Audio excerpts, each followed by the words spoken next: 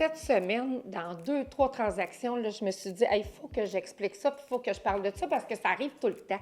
On fait une promesse d'achat, tout va bien, hein, le financement est en branle, on fait notre inspection en bâtiment avec l'inspecteur en bâtiment. Puis là, tout d'un coup, le financement arrive conditionnel à l'évaluation. Puis souvent, quand je dis ça au client, si j'ai manqué de temps pour y expliquer avant, il me dit, ben non, Suzy, on l'a fait l'inspection. Pas l'inspection, l'évaluateur. C'est quoi ça, un évaluateur?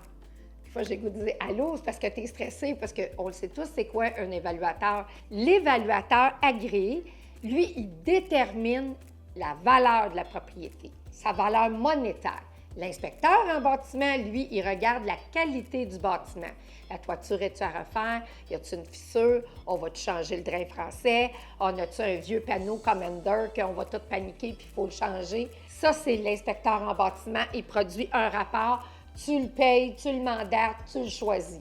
Par contre, on a souvent, dans des transactions, un évaluateur agréé. Lui, c'est complètement autre chose. Puis, tu sais, l'évaluateur, là, je vous expliquerai ça dans une prochaine capsule, plus en détail.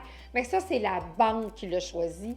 Puis c'est plate, c'est à vos frais. Même si c'est la banque qui le choisit, c'est à vos frais. Ça arrive encore de temps en temps qu'on peut négocier qui paye la banque, mais ça reste que il faut avoir une valeur pour la propriété pour finaliser notre transaction. Fait que des fois aussi, on va mettre un petit peu plus longtemps dans le délai pour le financement, puis les gens disent non, non, moi je suis bon au crédit. C'est pas vous qui êtes pas bon, c'est tous les intervenants qui sont débordés. On a une année fantastique en fait de vente.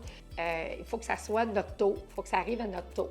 Donc, l'évaluateur va passer 10-15 minutes, va remplir un rapport, va le remettre à la banque, puis là, la banque va décider si ça passe au financement. Mais bien important de comprendre qu'on n'a pas le contrôle là-dessus. On peut choisir si on prend un inspecteur en bâtiment ou pas. Donc, si on fait une inspection, si on met la promesse d'achat conditionnelle à l'inspection, mais quand la banque, la caisse, elle dit « ça te prend un évaluateur », il n'y en a pas des choix. Alors, on se plie et on fait la transaction comme ça. Donc, comme je vous disais, je le répète, il analyse la qualité du bâtiment, combien il y aurait de travaux à faire, et l'autre va établir la valeur du bâtiment. Des fois, ils vont voir là, un peu l'état du bâtiment, puis ça peut jouer dans la valeur de la propriété. Donc, inquiétez-vous pas, monsieur le vendeur, monsieur l'acheteur, madame l'acheteuse, si on parle d'évaluateur agréé, ça fait partie de la transaction, c'est pas inusité, puis souvent, ça se passe très bien. Si vous voulez en savoir plus sur l'évaluateur agréé, le pourquoi de l'évaluation, je vous invite à écouter ma prochaine capsule sur les évaluateurs agréés.